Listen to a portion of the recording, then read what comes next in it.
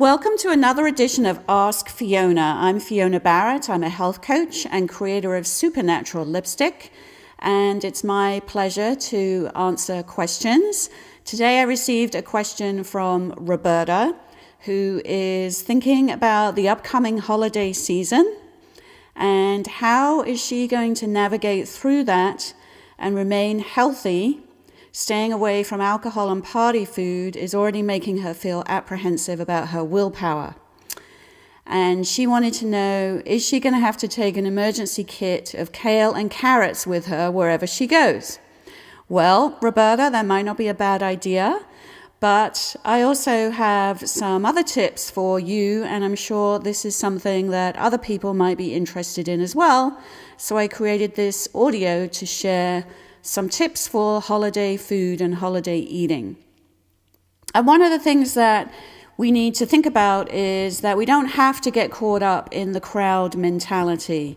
Oftentimes, part of our apprehension is because we are socializing with crowds of people that we wouldn't necessarily normally do, and we might feel inhibited or self-conscious making healthy choices within that crowd.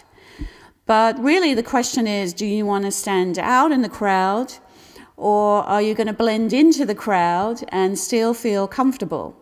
And you can feel comfortable whether you choose to stand out in the crowd or blend into the crowd. And the most important thing is to honor yourself and stand in the power of yourself and make the choices that are best for you and not be swayed by that crowd mentality and just going with what the crowd is doing when it might not be your best choice. So when it comes to holiday food, not all holiday food has to be sugary, sweet-laden, with artificial fats, flavorings, and colorings. It doesn't all have to be processed and unhealthy. But there is some facts out there that say that the average person can increase their caloric intake by more than 500 calories a meal at a holiday event. So if you add that up over the course of the holiday season, you could be taking in quite a lot of additional calories that you might not normally be doing. And whilst it is natural to crave more warming, fatty foods during the colder weather, the increase can happen more in calories with particularly alcoholic beverages and the sweet foods. And if you combine this with less exercise or less relaxation, because we tend to get busy and a little bit stressed out, along with all these extra calories, this can be a recipe for gaining weight during the holidays. So what can we do about this? Well, there's lots we can do about this. I'm going to share 10 tips with you in this audio that are very quick and very simple. You don't have to choose all 10 to have success. Even if 3 of these speak to you, then write them down and develop your own game plan. And that, in fact, is tip number 1, which is set your intention. Honor yourself during this holiday season and develop a game plan that sets you up to succeed with your holiday goals and aspirations. Sometimes we do go with that crowd mentality, and it may not be what we really want to be doing. So why don't you set your intentions now before the holiday celebrations start happening? And if you're in the USA, we have Thanksgiving coming up next week, and then all sorts of holidays after that, Hanukkah and Christmas, and I'm sure there might be other works, end-of-year party events and New Year's coming as well. So set your intention. That's tip number 1. Develop a game plan that feels good to you and sets you up to succeed. Tip number 2 is plan ahead, especially with menus and shopping lists, so that you do feel in control and helps you stay within your budget. This is a great thing to do even when it's not the holiday season, but having some menus and shopping lists planned ahead so that when you go out shopping, you feel like you're in control, you know what you're doing, you can stay within your budget, and you don't deviate from your plan because you have a plan that helps you guide through this season. Tip number 3 is stick to simple and easy dishes that don't stress you out. Sometimes trying something new can be stressful for people, and then for other people that can be relaxing or exciting. So if you're the kind of person that gets stressed out trying something new, then unless you have a really calm space and time to practice, don't start trying out new dishes during the holiday season. It might not be the best time for you to do that. If, however, you love trying new dishes and that feels good for you, then this could be a good time to do that and perhaps give you some variety. So tip number 3, stick to what's simple and easy for you and don't stress yourself out. Tip number 4 is give yourself permission to choose one holiday event where you might overindulge and just see how you feel afterwards. This is a really good experiment. It could be considered self-sabotage, but sometimes it's good to know what overindulgence feels like so you can then learn from it and know not to repeat it the next time. But sometimes it is good just to give yourself permission to indulge if that's what you feel like doing. That way you don't feel deprived all the time. And in fact, we don't want you to feel deprived any of the time. I find now that I'm at a place where within myself I can make great choices and not feel deprived. And hopefully you can do that too. So tip number 5 is choose one holiday event where you try a healthy approach and see which approach you want to replicate for the other holiday events.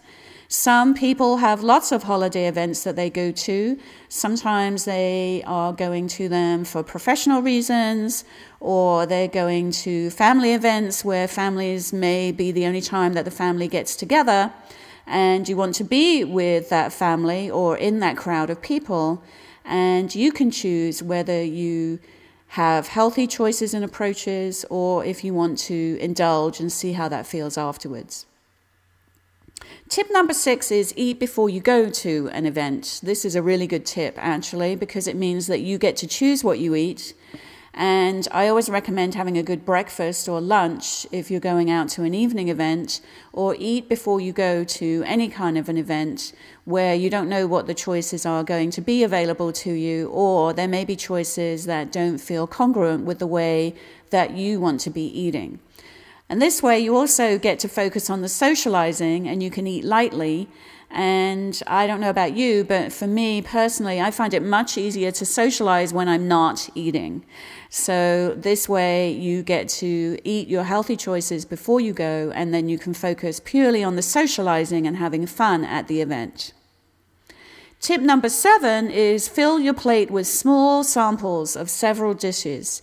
This way you get a really nice colorful plate, which looks beautiful. You have lots of variety, and you also don't have too large a portion of any food choices. And that way also, if you make a choice of a food that might look great but really doesn't taste as great as it looks, then you don't have a big portion on your plate that you don't know what to do with, and you don't have to eat something that you don't want to eat. So that's a really good tip. Take small samples of several dishes, make a nice colorful plate, and that way you're not overcommitted to too large portions of any kind of food. Tip number 8 is only indulge in the dishes that look amazingly good to eat. Small portions mean that you can leave some behind if it doesn't taste good and not look like you do stand out in the crowd if that's something that you feel self-conscious about. A lot of people I know do feel self-conscious when they're in large crowds and gatherings at the holidays. And this way, the small portions just take that attention away from you, and you don't need to worry about being self-conscious. Tip number 9 is drink a glass of water between each drink. If you are going to drink alcohol, then definitely have a glass of water in between each drink. And this way you're much less likely to wake up with a hangover because you won't be dehydrated. And also the water helps to fill up your stomach and gives you something in your hand which can help people make themselves feel more comfortable in social situations. Sometimes when we have something in our hand, it just helps with anxiety level in those social gatherings, if that is the kind of gathering where you might feel self-conscious or uncomfortable. And tip number 10 is don't eat while talking to people. This helps slow down your eating pace, and therefore you also eat less. Plus, you're going to focus on the people that you're talking with, and so you're going to be much more present for that conversation. And this is a really nice thing to do. I don't know if you have been to gatherings where someone is eating while they're talking to you. You can tell that they're probably somewhat distracted by what they're eating, and they're probably not 100% focused on what they're saying and talking to you about. So that's something that you can practice for yourself, being more present when you're talking with people. So more talking in the social gatherings and less eating. And a bonus tip is you can also fill up on veggies or dips and fresh fruit, which tend to have less calories than the sugary and sweet foods and the desserts. So oftentimes people will serve a lot of sugary foods, but they might have perhaps an accent of fruit, so you could have more of the fruit and less of the sugary dessert. So that's another little bonus tip. And a second bonus tip is a lot of people love to bake and cook around the holidays, but they don't necessarily want to be eating all of those foods or having them in the house because that's too tempting. So if you're the kind of person like I am, actually, I love to bake and cook, then one great thing to do is to package some of those goods up and give them away as gifts, or take them to friends and neighbors, or take them to a food shelter or donate them, so that all of that food is not left in your home and it's tempting and you're going to be sneaking into the kitchen and eating a bunch of those cookies. So you get to do what you love, which is bake and cook, but you don't necessarily have to eat all of it. So those are my 10 tips and 2 bonus tips. If any of that resonated with you, please share. You can connect with me on Facebook at beautifulfoodcoaching.com. You can connect with me on Twitter at Fiona Barrett and also at Natural Lipstick. And you can text me on 781-244-9090 or respond to the email with this audio. I always love hearing from you, so please ask me your questions and let me know your comments about these tips for the holidays. I'm wishing you a blessed and beautiful holiday season.